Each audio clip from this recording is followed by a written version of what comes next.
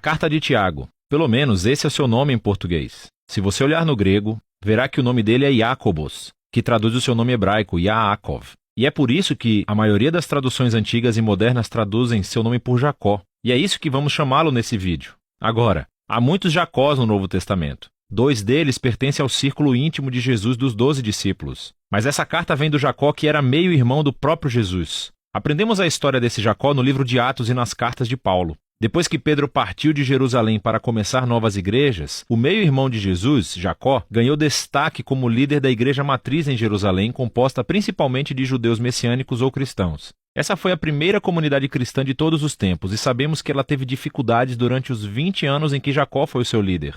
Houve uma fome que levou a uma grande pobreza na região e esses judeus messiânicos estavam sendo perseguidos por líderes judeus em Jerusalém. Mas, apesar de tudo, Jacó era conhecido como um pilar da igreja de Jerusalém. Ele também foi conhecido como um pacificador que liderou com sabedoria e coragem, até que foi tragicamente assassinado. E nesse livro temos o legado de ensino e da sabedoria de Jacó, condensados em um trabalho curto e muito poderoso. O livro começa como uma carta. Ele cumprimenta todos os judeus messiânicos que estavam vivendo fora da terra de Israel. Mas essa não é uma carta como as cartas de Paulo, onde ele aborda problemas específicos em uma igreja local. Em vez disso, esse livro é um resumo da sabedoria de Jacó para toda e qualquer comunidade de seguidores de Jesus. E o objetivo de Jacó não é ensinar novas informações teológicas. Em vez disso, ele quer se meter na sua vida e desafiar o modo como você vive. A sabedoria de Jacó foi fortemente influenciada por 2 fontes. A primeira é o ensino de Jesus sobre a vida no reino de Deus, especialmente o Sermão do Monte,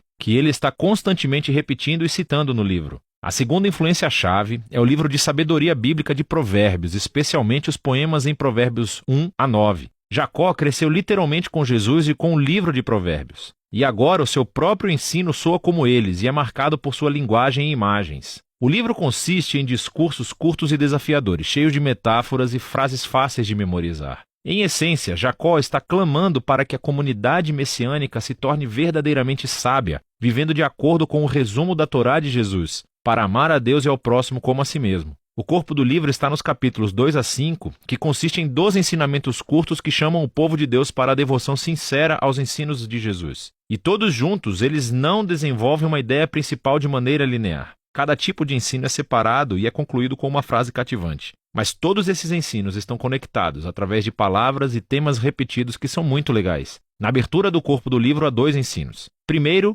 sobre favoritismo e amor. Jacó expõe como tendemos a mostrar favoritismo a pessoas que podem nos beneficiar e negligenciamos pessoas que não podem, geralmente porque são carentes. Jacó diz que isso é o oposto do amor definido por Jesus. Ele prossegue mostrando como é e como não é a fé genuína. Então, se alguém diz que tem fé em Deus, mas negligencia as pessoas carentes ou pobres, a fé dessa pessoa está morta, diz ele. Suas ações traem o que dizem que acreditam, e a fé genuína sempre resulta em obediência aos ensinos de Jesus. Agora, espalhados pelo corpo do livro, encontramos 3 lugares diferentes onde Jacó desenvolve o próprio ensinamento de Jesus sobre as nossas palavras. Então, com a mesma boca, lançamos dor sobre as pessoas e depois oferecemos louvor a Deus. Tão confuso. E também julgamos as pessoas e depois falamos mal delas pelas costas. E todos nós também tendemos a distorcer a verdade em proveito próprio. O modo como falamos sobre as pessoas abre uma janela para os nossos corações e mostra os nossos valores fundamentais. Nossas palavras contam a verdade real sobre o nosso caráter. Jacó também acredita que a comunidade do reino de Deus, da maneira que Jesus ensinou, é um tipo de lugar onde as divisões criadas pela riqueza e pelo status social são desmanteladas. Então, ele avisa primeiro sobre a arrogância que a riqueza pode criar em pessoas que acreditam que ela estará por perto para sempre. Então ele diz, sua riqueza vai apodrecer um dia, assim como você. Em contraste, o povo de Deus deve viver com paciência e esperança pelo retorno de Jesus para acertar todas as coisas. E isso deve inspirar uma vida de oração cheia de fé. Agora, nessa parte do livro, todos esses ensinamentos são muito poderosos. E há ainda muito mais para falar do que temos tempo nesse vídeo. Mas falando sério, leia todos eles e lentamente. Agora, nesses 12 ensinamentos sábios temos o capítulo introdutório. É uma corrente fluida de ensinos sábios e frases para resumir as ideias principais de todo o livro. Esse capítulo realmente apresenta todas as palavras-chave e temas que você encontrará nos capítulos 2 a 5. Jacó começa dizendo que ele sabe por experiência pessoal que a vida é difícil. Afinal de contas, ele foi martirizado pouco tempo depois de escrever essa carta.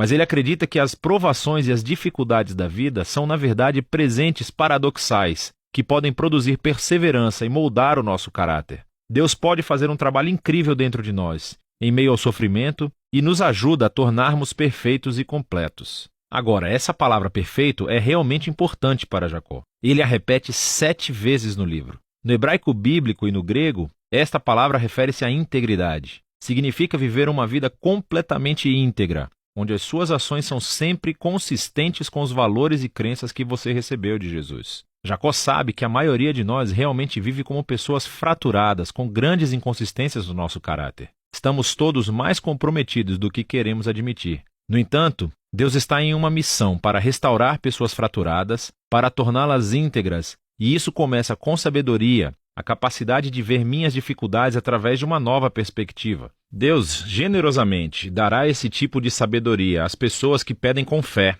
sem duvidar do caráter de Deus. E quando entendemos o nosso humilde e frágil lugar diante de Deus, somos forçados a escolher entre a ansiedade ou confiança. E a verdadeira sabedoria significa escolher acreditar que Deus é bom, apesar de minhas circunstâncias. Então, se a pobreza está forçando você a passar por momentos difíceis na vida, Jacó diz, tente ver isso como um presente que obriga você a confiar somente em Deus. E além disso, a riqueza é fugaz. Tudo passará como flores do campo no calor de verão. E quando passarmos por tempos difíceis, não acusem a Deus. Em vez disso, deixe que as suas circunstâncias ensinem o que Jesus ensinou sobre o caráter de Deus, que o Pai é generoso, que Ele está pronto para nos encontrar em meio à nossa dor e que Ele é digno de confiança. É esse Deus que, através de Jesus, nos deu um novo nascimento para nos tornarmos novos tipos de humanos que podem enfrentar o seu sofrimento com total confiança no Pai, assim como Jesus fez. E essa nova humanidade é algo que descobrimos quando não apenas ouvimos a palavra de Deus, mas seguimos o que ela diz.